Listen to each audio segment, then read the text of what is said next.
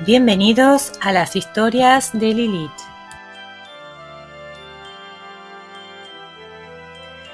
Como siempre les doy la bienvenida, esta vez a la parte 22 de las mejores historias de Ultratumba.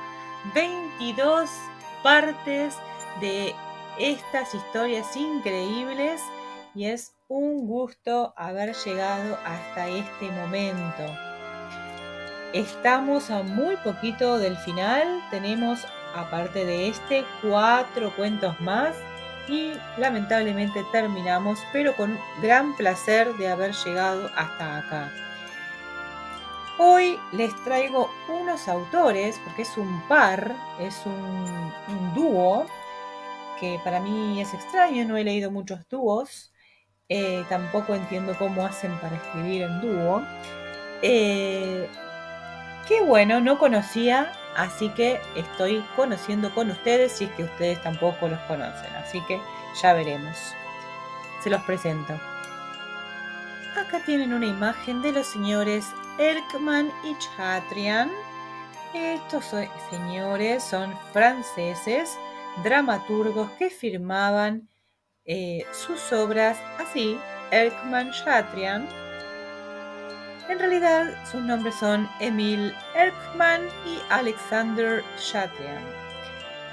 Y sus libros, como les comenté, fueron escritos a medias.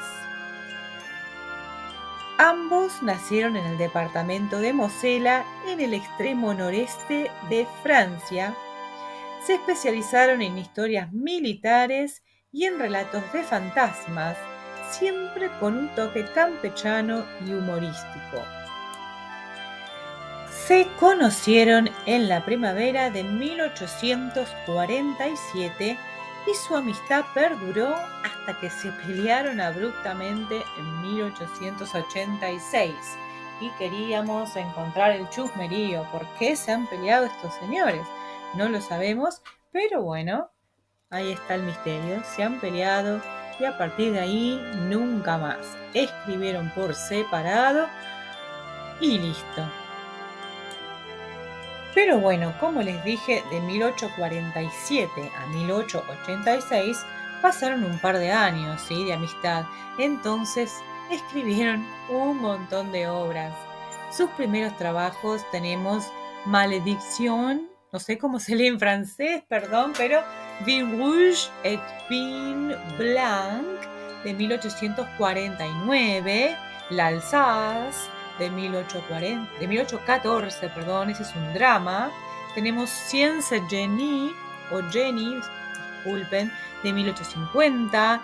Tenemos otras obras más de los primeros trabajos y a partir desde 1859 aparecen un montón de historias también, como Les Lunettes de Hans Schnaps, Le Montre du Doyen, Hans Torcus, Le Trois y muchos otros en francés. Después tenemos, tras la guerra franco-prusiana, también una gran cantidad de historias que evidentemente tienen que ver con eso, ¿no? Porque bueno, obviamente no sé lo que es vivir en una guerra, por suerte, y amén, espero que nunca suceda, pero debe ser una situación muy extrema. Así que estos hombres han escrito sobre esto bastante, como Le Dieu Frère, Histoire d'un sous-maître, une campagne en Kabylie, y voy a dejar de pasar vergüenza leyendo en francés porque no sé exactamente cómo pronunciar. En algún momento me voy a aprender cómo se hace porque es importante saber cómo suenan los idiomas, ¿verdad? Así que, bueno, con esta pequeñísima introducción de estos autores que no conozco, espero que les guste esa historia que voy a contar y a mí también. La historia de hoy se titula El sueño de mi primo Elof.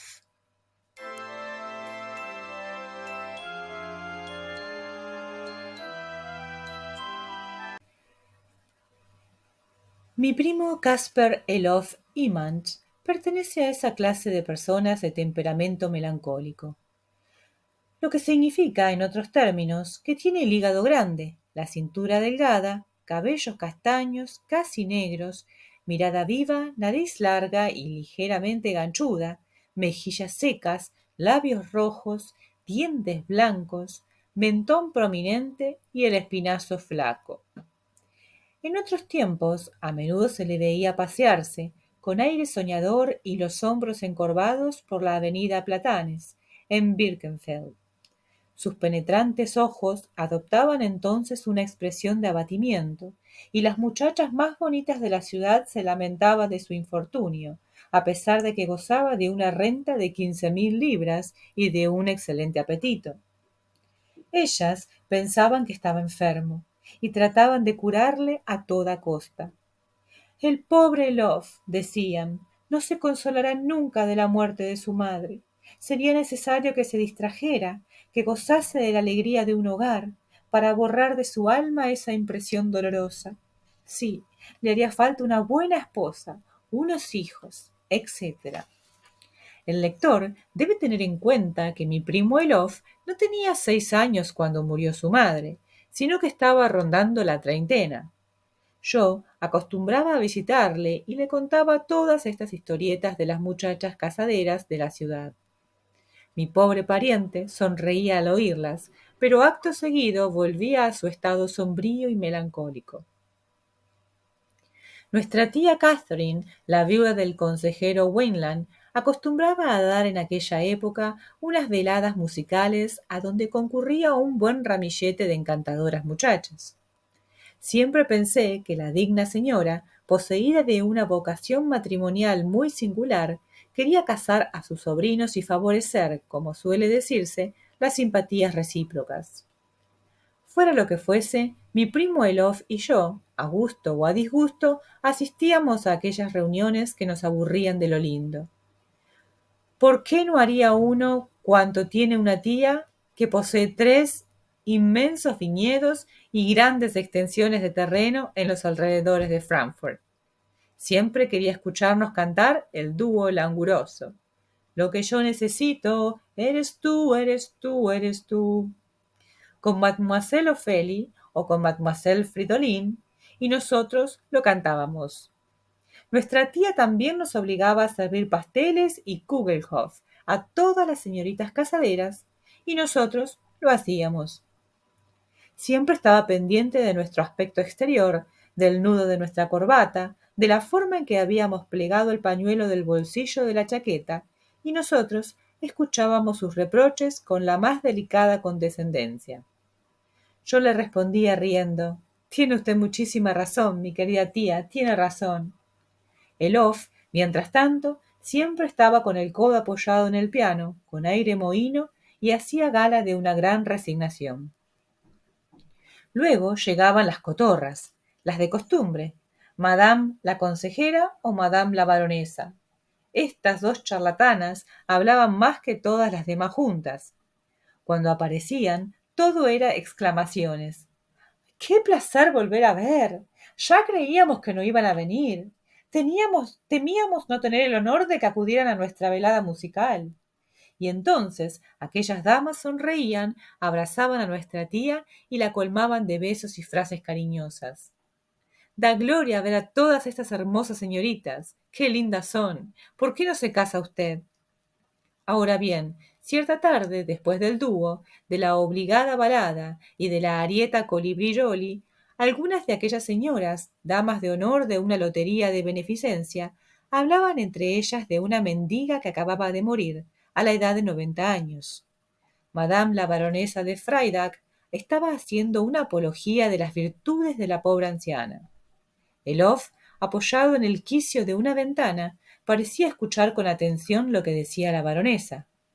De repente, aprovechando un instante de silencio, preguntó: «¿Madame la baronesa ha visto morir a muchas personas durante sus 15 años de visitas piadosas a los necesitados?» El acento, la mirada y la actitud de Love extrañaron a todos los que allí estaban presentes. Incluso yo me asombré de aquella conducta tan rara en él. «Sí, caballero, he visto morir a muchas personas», respondió la baronesa. entusiasmada, por lo visto, de que mi primo le formulase aquella pregunta. ¿Y todos esos muertos tenían los ojos abiertos, señora baronesa? Insistió Elof. Todos, respondió la esposa del consejero. ¿Y la boca también, madame? Sí, así es, la boca también. Ya me lo imaginaba, exclamó Elof, inclinando la frente. Ya me lo imaginaba. Luego volvió a sumirse en su habitual arrobamiento. Aquellas insignificantes palabras habían producido tal efecto entre la concurrencia que vi palidecer a muchas damas. Bueno, debo aclarar que todo aquello no encajaba después de haber cantado la alegre cancioncilla Colibri. Todos presentíamos que allí había algún misterio, y nuestra digna tía Catherine, para reanimar la alegría, propuso que bailáramos un vals. Lo hicimos, pero cada uno se sentía a disgusto. A las 11 de la noche, el off desapareció. 10 minutos después, los últimos coches abandonaron la mansión y se alejaron por aquella calle silenciosa. Cuando me disponía a marcharme, mi tía me agarró del brazo y me preguntó alarmada: «En nombre del cielo, Christian, ¿es que tu primo se ha vuelto loco?» «Bueno, mi querida tía, ya conoce usted su carácter extravagante. Por lo demás, creo francamente que no ha dicho nada malo». «Sin duda alguna», respondió mi tía. «La culpa es de esa baronesa, con sus historias de muertos y moribundos. Bueno, no pensemos más en ello, Christian. Buenas noches». Salí pensativo a la calle. A lo lejos brillaba la mecha humeante de un farol.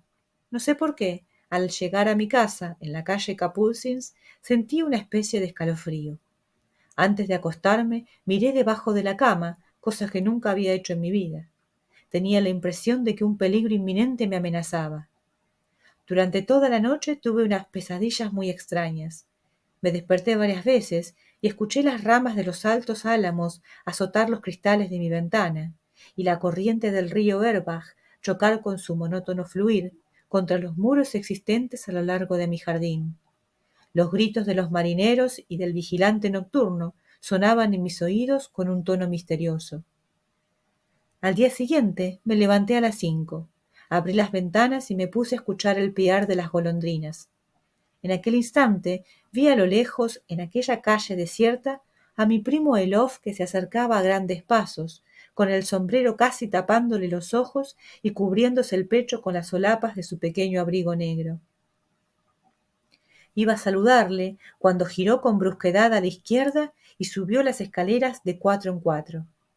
La puerta de mi habitación se abrió y mi extraño primo entró en ella sin asombrarse lo más mínimo de verme levantado a tan temprana hora. «Christian», me dijo sin ningún preámbulo, «como archivero que eres de Birkenfeld, debes tener los documentos judiciales de Hunsrück, ¿no es así?» «Naturalmente, pero siéntate». «Gracias. ¿A qué época se remontan esos documentos?» «A 150 años, al reinado de Sherry Peter el Tuerto». «Bien, muy bien», repuso Elof. «¿Podrías confiármelos del año 1800?» «Imposible. Ningún documento de los archivos debe salir de los mismos. Puedo darte una carta de presentación para el director de la biblioteca Saint Christophe, si lo deseas». «Con eso me basta», respondió, mientras se paseaba con impaciencia por mi habitación. «¿Quieres ir inmediatamente?» «Sí, lo antes posible». «¿Es tan importante el asunto?» Se detuvo en seco y, fijando en mí sus ojos negros, dijo, dominado por la ansiedad: «Christian, ya lo sabrás todo, todo. Y ahora, hazme el favor de darte prisa. Salgamos lo antes posible. Anda, ponte el sombrero y vámonos». Él mismo me lo trajo y me lo entregó mientras insistía: «Coge la llave y vámonos». Esta impaciencia, en un hombre habitualmente tranquilo y calmoso, y sobre todo las extrañas preguntas que había dirigido a la baronesa durante la víspera, despertaron mi curiosidad. Accedí a lo que me pedía y partimos. La biblioteca de Saint Christophe es un viejo edificio de estilo romántico. Su origen se remonta a la época de Carlomagno. Tiene 3 altas salas superpuestas. Una escalera maciza de caracol conduce hasta el tejado, desde el que se divisan, a través de 3 tragaluces, todos los alrededores. En cada piso y en cada fachada del edificio hay 6 ventanas en arco, pequeñas, poco salientes, a través de las cuales la luz baña las grandes losas, mientras que las bóvedas quedan en la penumbra. En resumen, se trata de una construcción grotesca, cuyo solo mérito radica en la altura de sus murallas y en los recuerdos históricos que evoca. Su situación, cerca del río Erbach, le da un aspecto dominador. Nadie pensaría que se trata de una biblioteca, máxime si se tiene en cuenta que su pesada puerta de roble permanece cerrada desde el primer día del año hasta San Silvestre. Subimos por la escalera de caracol, iluminada de trecho en trecho por algunos tragaluces. Si estos escalones están gastados, dije, no es culpa mía, ni de los sabios de Bickerfeld. Desde el año pasado, en que el conde Harwig me pidió su árbol genealógico, nadie ha puesto los pies aquí. Llegamos al tercer piso. Mientras yo buscaba la llave, Elof, como si acabara de despertar de un extraño sueño, exclamó gritando en voz fuerte: «¡Al fin voy a poder ver!».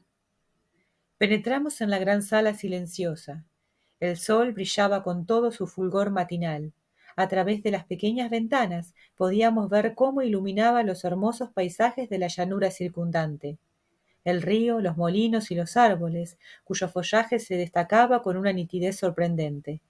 El interior de la gran sala era sombrío, y la gran mesa del centro estaba cubierta de ese polvo fino que tamiza la soledad. Elof, al ver las inmensas estanterías de roble repletas de documentos, carpetas y otros papelotes, profirió una exclamación de sorpresa. Mientras tanto, yo había cogido una escalera y le preguntaba a mi primo: ¿Qué documentos quieres ver? Los del año 1800. Ah, esto se relaciona con el año octavo de la República, una e indivisible. Entonces, formábamos parte del departamento del Sarre. Me puse a subir por la escalerilla. Al cabo de 5 minutos volví a bajar, llevando un grueso volumen bajo el brazo. Nos sentamos en pequeños sillones de encina, sin tapizado ni cojín, a la moda del siglo pasado, y deposité el volumen sobre la mesa. Quien nos hubiera visto, inclinados sobre aquel librote, leer con avidez su contenido, nos habría tomado sin duda alguna por la aparición fantástica de Merlín y del pequeño hombrecillo de Lige, enfrascados en sus libros de conjuros. Yo leía los encabezamientos, y Elof, con los ojos brillantes y febriles, murmuraba de cuando en cuando: «Pasa la página, pásala, primo, no es nada de eso lo que estamos buscando».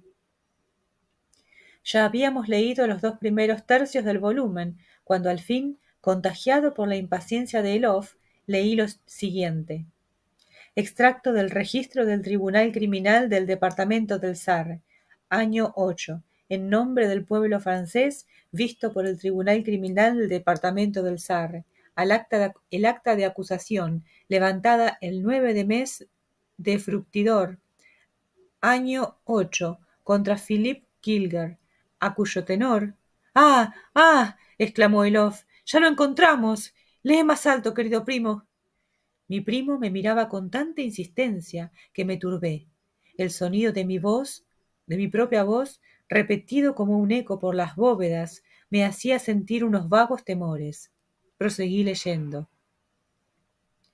El juez del juzgado del distrito de Birkenfeld expone que el día 21 del mes de Ventós pasado, Mangel y Denier, gendarmes del departamento del Sarre, residentes en Cusel, portadores de la orden de arresto, expedida el día 20 de Ventós pasado, con el oficial de la policía judicial del cantón de Grumbach, contra Philippe Gilger, nacido en Wieswiller, sospechoso de complicidad en robo y asesinato, condujeron a la prefectura de Birkenfeld a la susodicha persona y entregaron las pruebas pertinentes al oficial del juzgado. Que dado que ninguna de las 2 partes reclamantes se presentaron en el plazo de 2 días, el juez del juzgado ha procedido, de oficio, al examen de las pruebas relativas a las causas del arresto y de la detención del susodicho Gilger, resultando de dicho examen lo siguiente. Primero, que 6 personas, 4 de ellas de Hunsbach y las otras 2 de Schweinfurt, Cuando regresaban el día 27 del mes de Frimair pasado de una feria que se había celebrado el día anterior en Beaconsfield, fueron asaltadas en el camino, alrededor de las 9 de la mañana, por 3 bandidos, entre los cuales se encontraba Gilger, que estos bandidos, pistola en mano, habían obligado a dichas personas a entregarles la suma de 95 florines. Segundo, que aquel mismo día un carnicero de Meisenheim, dispuesto a haber pasado la noche en la granja de Bickenhof y regresado igualmente de la feria de Bickerfeld, se vio atacado por los mismos bandidos, viéndose obligado a entregarles 200 y pico de florines. Luego seguía una larga lista de robos cometidos por Gilger y sus compinches. El Off escuchaba la lectura sin apenas emocionarse, lo que me hacía suponer que no era aquello lo que él andaba indagando. Al fin llegamos a la 26ª prueba de acusación. 26. El presidente del juzgado expone, además, que el día 13 de Pluviose pasado, 4 ladrones armados de fusiles, al frente de los cuales se encontraba Philip Gilger, se introdujeron entre la 1 y las 2 de la noche en un molino cerca de Birkenfeld, penetrando por una ventana que habían forzado con la ayuda de una barra de hierro. Que los ladrones, una vez que hubieron llegado a la puerta de la habitación del molinero Pierre Ringel, al llegar aquí, el Off me interrumpió con un grito ronco. Levanté los ojos. Su palidez me espantó. Sí, sí, dijo él, con una sonrisa lúgubre en los labios. Eso es. Continúa, Christian, te lo ruego. Emocionado por las palabras del Off, continué. Que una vez que hubieron llegado a la puerta de la habitación del molinero Pierre Ringel, que da al interior del molino, rompieron el pequeño cristal de la puerta e introduciendo los cañones de sus fusiles por la abertura, obligaron al molinero a que descorriera el cerrojo. Que habiendo entrado en la habitación, obligaron a Ringel a que les entregara todo su dinero, su reloj, su pipa, marcada con las iniciales PR.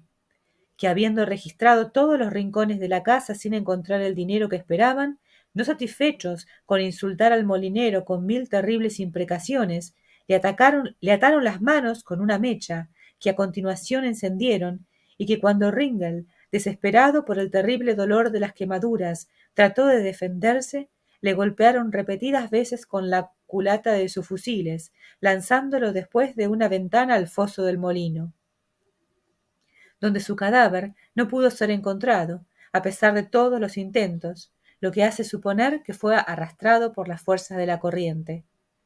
27. Que el día 16 del mes de Ventós último, Philip Gilger...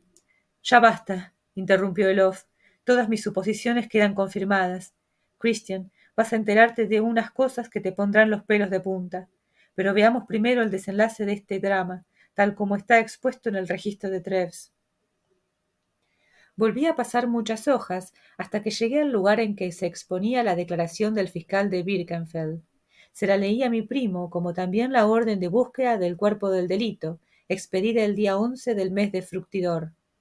Finalmente, le leí la declaración unánime del juzgado especial sobre las innumerables preguntas del acta de acusación. Luego, como consecuencia de esta declaración, la sentencia.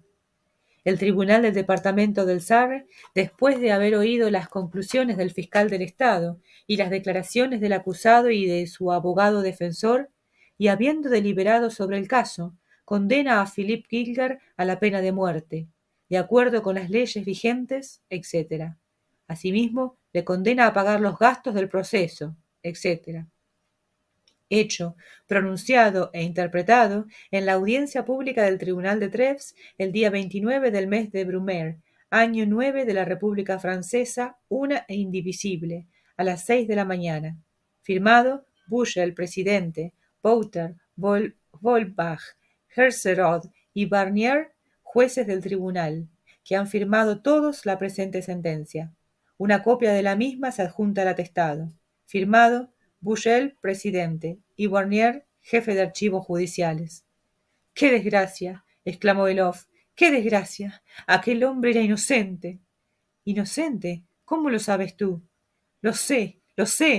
No importa cómo, pero estoy seguro de ello. Elof se puso a pasear por la sala, con la mirada extraviada, mientras su amarillento rostro se tornaba verdoso. He aquí lo que me obsesiona desde hace 25 años, contestó mi primo. He aquí lo que me ha vuelto melancólico, sombrío, taciturno. Dejó de pasear por la sala, vino a sentarse a mi lado y me dijo con el acento más firme y seguro: No pretendo asegurar, Christian, que ese individuo Gilgar haya sido un hombre honrado. Todo lo que el acta de acusación expone es cierto, excepto el asesinato del molinero. Sí, Gilgar era un miserable, un salteador de caminos, vivió del pillaje y de la rapiña, pero no mató a Ringel. Entonces, ¿quién lo hizo? Le pregunté intrigado. Voy a explicarte cómo sucedieron las cosas. El día 13 del mes de Pluviós, año 8, entre la 1 y las 3 de la madrugada, la lluvia caía como un torrente. Ringel, viudo desde hacía 5 años, se había despertado en la habitación posterior y fue a examinar la rueda del molino. Oía que el agua se movía como un torbellino en el fondo del foso. Como no había tenido la precaución de bajar la esclusa antes de irse a la cama, temió que el desbordamiento del agua arrastrase el dique. Era un hombre de unos 60 o 65 años, todavía robusto, de cabellos grises y de carácter rapaz. Después de haber escuchado aquel diluvio durante unos instantes, se levantó para bajar la plataforma y girar la enorme tuerca del desaguadero. Pero en aquel momento un sonido ronco llegó a sus oídos. Al llegar a ese punto de su relato, Elof se puso muy pálido. Sus ojos brillaron, inclinó ligeramente la cabeza y, lo confieso con sinceridad, sentí miedo. Oyó un sonido ronco, prosiguió mi primo Elof, dando un profundo suspiro. Un ruido brusco en el molino, una especie de crujido siniestro, claramente audible a pesar del estruendo del agua, que se deslizaba por el tejado y caía por los canales de desagüe, y también al pesar del gran murmullo de los sauces azotados por la lluvia. Entonces Ringel entreabrió la puerta que daba al molino. Miró unos segundos y vio, sobre el fondo grisáceo de un tragaluz a la izquierda, muchas cabezas negras al acecho, y como su vista adquiría, por efecto del miedo, la agudeza del gato en las tinieblas, vio asimismo cómo una gran palanca pasaba a través de los barrotes. 3 hombres hacían fuerza sobre la misma. De aquí aquel extraño ruido que había oído. Iba a gritar pidiendo socorro, cuando uno de los barrotes cedió.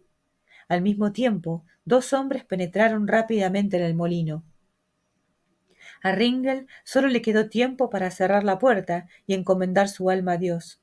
Su actitud era muy lógica, pues desde hacía muchos meses no se hablaba de otra cosa que de asesinatos cometidos en los alrededores de Birkenfeld, de robos y de incendios. La banda de Schinderhannes asolaba la zona de Hundsruck, y por todas partes no se hablaba más que de bandoleros, ladrones, salteadores de camino y otros malhechores. Ringel sintió un miedo terrible al pensar en todo esto. La lluvia empezaba a decrecer, y por el interior del molino se oían pasos furtivos y cautelosos. Los bandidos buscaban, sin duda alguna, al molinero. Ringel no tenía armas. De repente se acordó de que su yerno dormía en una habitación encima de la suya, pero como se oyeron unos gritos, pensó que los bandidos lo habían atrapado. La realidad era que su yerno, Hans Omacht, huyó del molino apenas se dio cuenta de lo que allí ocurría, saltando al jardín desde una altura de 20 pies. Los bandidos encontraron su ventana abierta. Hubo un momento de silencio. Mi primo Elof parecía concentrarse y tratar de recordar todos los detalles de aquel hecho. En cuanto a mí, no hacía más que preguntarme cómo había podido enterarse de todos aquellos detalles, máxime teniendo en cuenta que el molinero había muerto, y por lo tanto no pudo haberse confiado a nadie los pormenores de la noche en que fue asesinado. Olvidé decirte, mi querido primo, prosiguió Elof, que entre Pierre Ringel y su yerno existía un odio terrible. La hija del molinero había muerto hacía meses, dejando un hijo. Éste debía heredar, como es lógico, los bienes de su madre y abuelo. Ringel era muy avaro, y al verse solo en el molino, viviendo con un extraño, y al no sentir por su nieto ningún afecto, había decidido volverse a casar. cortejaba una solterona de Neustadt. El yerno, al ver que corría el riesgo de verse en la pobreza, había correspondido al odio de su suegro con otro más intenso aún. Perdona que vuelva a interrumpirte, Elof, le dije a mi primo. ¿De dónde y de quién sabes tú todas estas cosas? Las sé, y eso basta, repuso. Ahora déjame hablar y sabrás el resto. La mayoría de los hechos que relata el acta de acusación es exacta, y ello demuestra el espíritu observador de quien lo redactó. Es cierto que los bandidos, después de haber descubierto el escondite de Ringel, rompieron el vidrio de la puerta, que amenazaron fusilarlo con aquella abertura, si no descorría el cerrojo. También es cierto que Ringel no pudo evitar que aquellos fusiles, cruzados hacia los dos ángulos de la habitación, y acabó por ceder ante las amenazas de muerte de aquellos desalmados. Abrió la puerta y fue maltratado de una forma horrible. Después de haberle despojado de todas sus ropas hasta la camisa, sin haber podido conseguir la suma de dinero que suponían, y con razón que estaba escondida en algún lugar del molino, los malhechores le ataron las manos con una mecha y trataron de quemarle para arrancarle el secreto, pues suponían que Ringel no podría soportar el dolor de las quemaduras y confesaría tarde o temprano. Pero el molinero era un hombre muy avaro y habría dejado que le arrancasen la vida antes que confesara el lugar de su escondite. Entonces, en un momento de descuido de los bandidos, Ringel logró soltarse de sus ligaduras y se precipitó por un tragaluz a la balsa del molino. En aquel momento eran las 4 de la madrugada. La lluvia había cesado de caer. El molinero logró salir a la superficie y, como nadaba muy bien, se dejó arrastrar por la corriente del río, cuyas aguas, aumentadas por la enorme cantidad de lluvia caída, se precipitaban con rapidez hacia su desembocadura en el Rin. A Ringel le hubiera sido muy fácil nadar hasta la orilla y saltar a tierra, pero como temía que existieran más bandidos, decidió dejarse llevar más abajo por la corriente, hasta un lugar pantanoso cubierto de cañaverales, pues estaba convencido de que allí no habría ninguno de aquellos desalmados. En efecto, al cabo de 20 minutos, se sintió agotado y helado hasta el tuétano de sus huesos. Hizo un esfuerzo y se dirigió a la orilla. En aquel momento, la luna, hasta entonces cubierta por las nubes, extendió sobre la campiña sus límpidos rayos. El molinero, casi asfixiado, divisó a 15 pasos de él un hombre de pie sobre un bote. Lo reconoció en el acto. Era su yerno. «Hans», dijo, «soy yo. Tiéndeme el remo». Pero Hans, sin responderle, levantó el remo. Ringel comprendió. Lanzó un grito de desesperación y de indignación. El remo cayó sobre su cabeza. Desapareció en el agua. Sin embargo, la fortaleza física del anciano era tal que después de unos segundos de aturdimiento logró subir otra vez a la superficie. Un segundo golpe de remo lo mató. He aquí, Christian, cómo se desarrollaron los hechos. Por esto el bandido Gilger fue guillotinado en Treves, mientras que el yerno Hans Omacht hoy es el dueño del molino y goza de una reputación de hombre honrado. Elof se calló. Mientras lo contemplaba boquiabierto, me pareció ver con mis propios ojos aquel espantoso drama. Pero por el amor de Dios, querido primo, volví a insistir. Espera un momento, todavía no he terminado, me interrumpió Elof. Ayer te sorprendiste mucho cuando le pregunté a la baronesa Freitag si los muertos tienen siempre los ojos abiertos. ¿No es verdad? Así es, y no fui yo el único que se extrañó al oír tu extraña pregunta. Pues bien, Christian, ahora sabrás por qué formulé aquella pregunta. Ante todo, debo decirte que nunca he visto a un muerto. La idea de que tuviera que ir a ver uno ya me espanta. Únicamente he visto un muerto en toda mi vida, uno solo, en sueños. Eso fue en mi tierna infancia. Ese muerto, con el que soñé, estaba tendido en los cañaverales y tenía los ojos y la boca abiertos. Me parece estar viéndolo, con el rostro pálido, con sus ojos azules dirigidos hacia el cielo, su cuerpo batido por las ondas y balanceándose suavemente. Tenía los brazos extendidos, cerca de aquella parte del desaguadero donde abundan los insectos más inmundos, cangrejos, ranas y otros bichos asquerosos, mientras que por encima de su cabeza las grandes hojas afiladas de un viejo sauce se estremecían bajo el soplo de la brisa. Aún creo estar viendo aquel cadáver desnudo, abandonado. A lo lejos, el paisaje desierto. En el horizonte, los techos marrones de las casas de Bickerfeld, algunos pájaros revoloteando sobre ellas en los aires. A continuación, veo un hombre, por la noche, bajar en bote por el brumoso río Erbach, acercarse al cuerpo flotante de la víctima y asestarle un golpe violento con un bichero al costado del cadáver. Lo empuja hacia el centro de la corriente, pero el muerto flota. Entonces aquel hombre le amarra una piedra al cuello y desaparece bajo las aguas. Pues bien, mi querido primo, este muerto es el molinero Ringel, y el hombre que lo mató, su yerno Hans Omag. Pero Elof, todo esto no es más que un sueño. Un sueño. Sin embargo, Christian, acabas de comprobar que mi sueño no me había engañado. Los muertos tienen los ojos abiertos, y la boca también. Yo nunca he visto un muerto. Nadie me ha dicho nunca esto de los ojos y la boca. Y siempre que he tratado de representarme mentalmente un muerto, me lo imaginaba con el aspecto espantoso de ese cadáver. ¿De dónde me venía esa imagen? ¿Era un recuerdo? No. En la época en que se desarrollaron estos hechos, yo aún no había nacido. ¿Acaso era una de esas visiones magnéticas de las que la gente se preocupa desde hace mucho tiempo, casi un siglo sin lograr definirlas? ¿Acaso se trataba de ese fluido vital que se llama alma, voluntad, soplo, y que se transmite de un cuerpo a otro? ¿Qué puedo saber de todo esto? Lo que sé es que este hecho, desde mi más tierna infancia, no cesa de preocuparme. Y aún te diré más, algo mucho más significativo, una cosa increíble, absurda, y sin embargo cierta. Sí, te lo contaré todo. Te lo había prometido.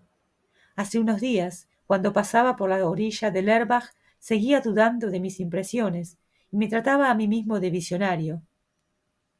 De repente, a pesar de mi repugnancia instintiva, casi invencible, me dirigí al molino. Entré en él pensando que a la vista de su interior desaparecerían todas estas cosas que llevo en la mente desde mi infancia. Pues bien, imagínate la sorpresa que me llevé cuando vi que todas las cosas eran tal como me las había imaginado. El alto maderaje con las vigas cruzadas, la escalera de madera para subir al granero, la muela del molino, el tragaluz y su barrote de hierro roto, ahora reparado mediante un doble anillo metálico, que por cierto le da más resistencia, más solidez. La habitación de Ringel y su pequeña mirilla de vidrio para controlar desde allí el funcionamiento del molino. Todo, absolutamente todo, hasta los más pequeños, los más ínfimos detalles. Me quedé estupefacto. En aquel instante oí unos pasos pesados arriba, en la escalera. Aquellas pisadas me estremecieron. El yerno empieza a bajar lentamente. Intento huir, pero una fuerza invisible me retiene. Es él, me dije. En efecto, era él, Hans, el yerno de Ringel, ya viejo por el paso de tantos años. Tenía el cráneo calvo, las mejillas hundidas y el rostro surcado de arrugas, fruto de la avaricia o quizá de los remordimientos. Apretó los labios. Luego, con aire de patán, sonriendo, me preguntó: ¿Qué desea, señor? Oh, nada. Había entrado por simple curiosidad. Tiene usted un molino muy bonito, señor. ¿Me permite que lo vea y dé una vuelta por él? No me contestó nada. Se limitó a observarme. Interpreté su silencio como un gesto de aprobación y me puse a visitar el molino. Después de haber recorrido la sala inferior, atravesé el pequeño puente de enfrente, por encima de la esclusa. Llegué al borde del río. Allí estaba el sendero. Allí estaban los cañaverales. Al comprobar todos estos detalles, mis miembros temblaban. Altos árboles, espesos matorrales, algunas rocas diseminadas traen a mi mente extraños y remotos recuerdos. La bolsa estaba seca. Penetré en ella, pisoteando los marchitos juncos y esas plantas llamadas colas de caballo. Finalmente llegué a aquel lugar que tantas veces vi durante mis sueños. Era allí, en aquella depresión, donde yacía el muerto de mis sueños. Me detuve sumido en largas y profundas meditaciones. Luego volví a la realidad y me puse a golpear el suelo en aquel sitio preciso. Sí, sí, me dije, fue aquí donde lo vi. En aquel instante un ruido imperceptible me hizo estremecer. Me volví, y ¿qué es lo que veo? El yerno, el molinero, con el rostro pálido, la boca temblorosa y los ojos chuspeantes. Me había seguido. —¿Qué hace ahí? —me dijo bruscamente. —¿Yo? Nada, señor. Estaba mirando. —¿Mirando? ¿Qué está mirando? —Oh, nada. Quería ver. —Aquí no hay nada que ver. Cuando me disponía a responderle, añadió con tono rudo: —Siga su camino. Márchese de aquí. La fisonomía de aquel hombre tenía algo de espantoso. Un siniestro fulgor iluminaba su mirada. Estábamos solos. La noche se echaba encima. Me apresuré a obedecerle. Esta es la exacta verdad, Christian. Ahora dime, si quieres, que mi sueño es absurdo, que no tiene sentido común, pero por mucho que discutas, no me impedirás creer en él. Sí, Hans mató a su suegro. Estoy convencido de ello. Lo juraría aunque estuviera con el cuello bajo la cuchilla de la guillotina. Pero entonces hay que denunciarlo a la policía, exclamé yo levantándome. Hay que arrancarle la máscara a ese miserable. Denunciarlo. Estás soñando, mi querido primo. Para hacerlo se necesitan pruebas materiales, y esas pruebas nos faltan. Si fuese a contarle mi sueño al viejo magistrado Matías Hillersberg, se echaría a reír en mis propias narices. Incluso sería capaz de detenerme y encerrarme en un manicomio, que es un sueño para la gente razonable, una divagación del espíritu, menos que nada. Tienes razón, Elof, tienes muchísima razón. Cuando no se comprende un hecho, se le niega. Es mucho más sencillo que tratar de analizarlo y profundizar en él. La razón es una cosa muy bella. Bajamos por la escalera de la biblioteca, meditabundos, en silencio. Pero por el amor de Dios, querido primo, volví a insistir. Espera un momento, todavía no he terminado, me interrumpió Elof. Ayer te sorprendiste mucho cuando le pregunté a la baronesa Freitag si los muertos tienen siempre los ojos abiertos. ¿No es verdad?